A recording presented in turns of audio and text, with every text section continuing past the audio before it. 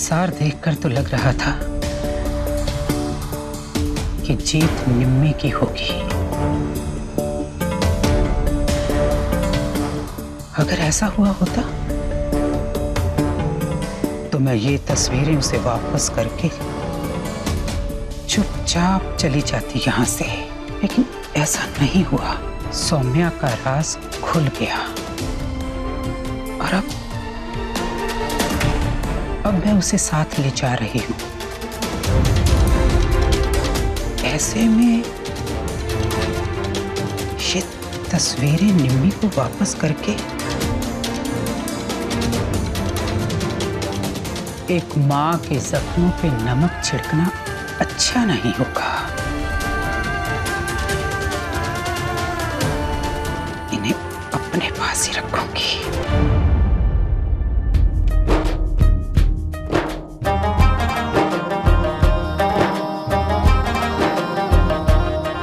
तेरा इश्क है मेरी इबादत, दीदार है दिल की राहत। तेरा इश्क है मेरी इबादत, दीदार है दिल की राहत। तेरे सजदे में सर झुकाऊं, तेरे सजदे में सर झुकाऊं। मुझे दे दे इतनी इजाजत, तू ही मेरा खुदा, तू ही मेरी दुआ।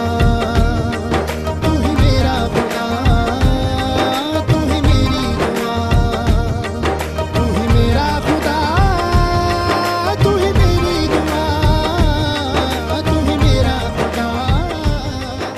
हरमन जी, हो गए 21 दिन पूरे, हो गई आपकी जिम्मेदारी पूरी।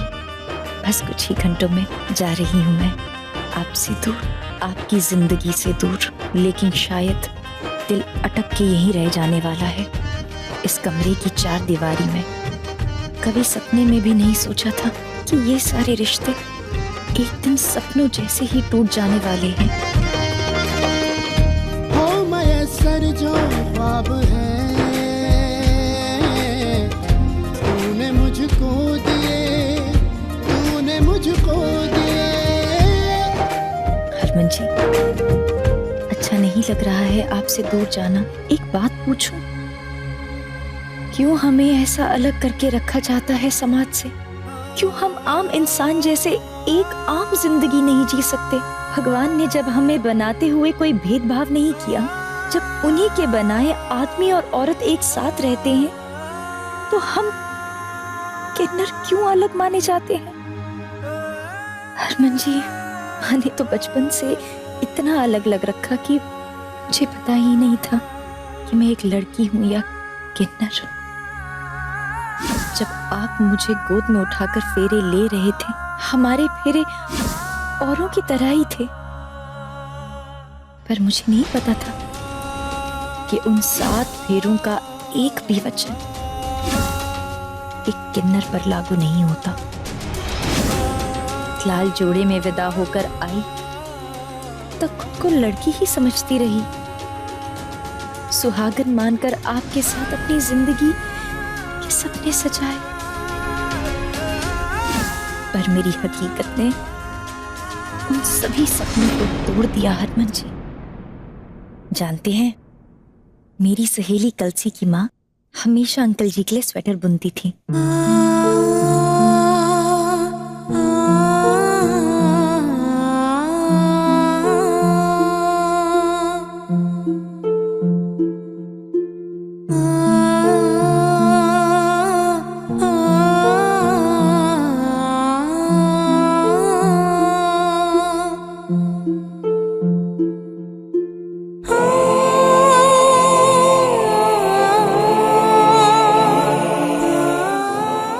कहती थी, जब कभी अंकल जी वो स्वेटर पहनते हैं तो मुझे ऐसा लगता है कि वो मेरे आसपास ही हैं।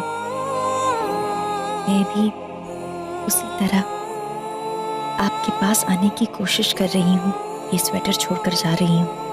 पत्नी बनने का तो हक नहीं है मुझे, प्यार करने का है या नहीं मैं तो ये भी नहीं जानती। बस अनजाने में आपसे प्यार कर बैठी।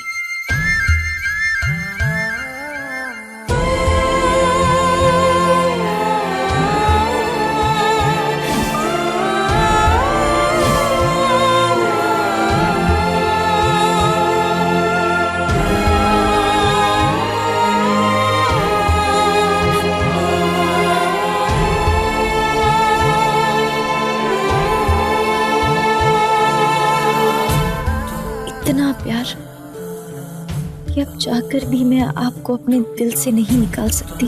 लेकिन देखिए ना, प्यार का पहला शब्द भी अधूरा, आपसे जुड़ा मेरा ये रिश्ता भी अधूरा, और मैं भी अधूरी।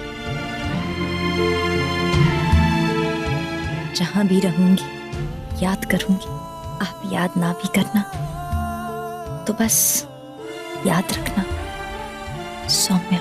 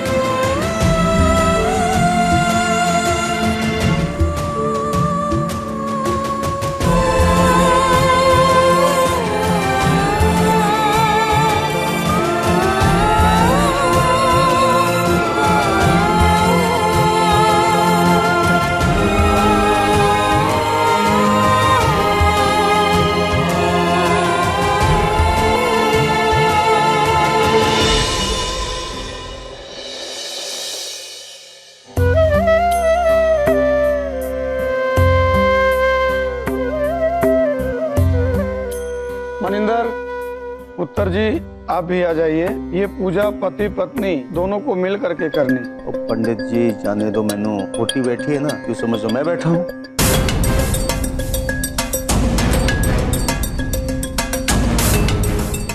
सौम्या दी के लिए आपकी नफरत से कहीं ज्यादा ताकतवर उनके लिए हमारा प्यार है, इसलिए हम तो उनके लिए अपनी जिम्मेदारी से पीछे नहीं हटने वाले। तो माँ बेटी अपना फर्ज पूरा करो और मैं अपना फर्ज पूरा करूंगा, क्योंकि मैं अंधा नहीं हूँ। सच्चाई दिखाई देती है मुझे, सही और गलत का पता है मैनू। तो माँ बेटी को जो करना है ना करो, और मुझे जो करना है मैं करूंगा।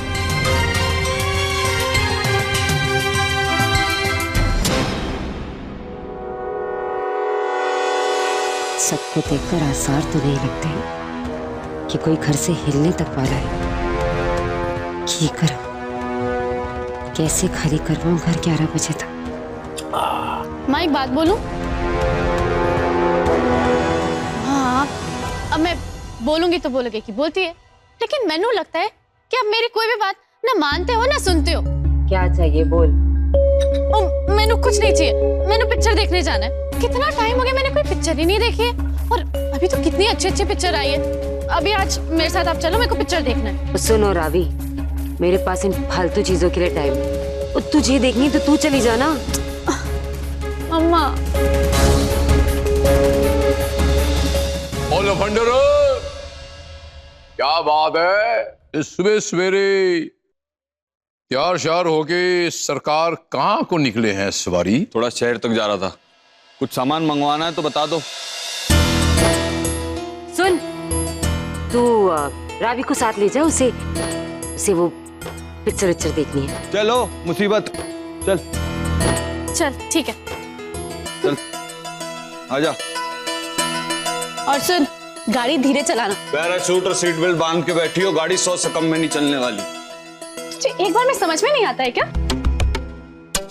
चलो ये दोनों तो गए, अब बाकियों को कैसे भेजूं?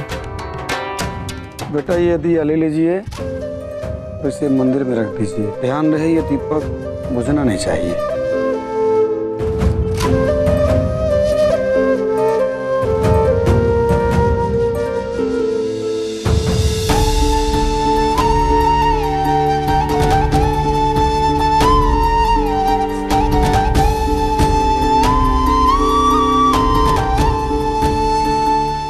बस ये अरदास है माता रानी, मेरी बच्ची भी सदा सलामत रखना।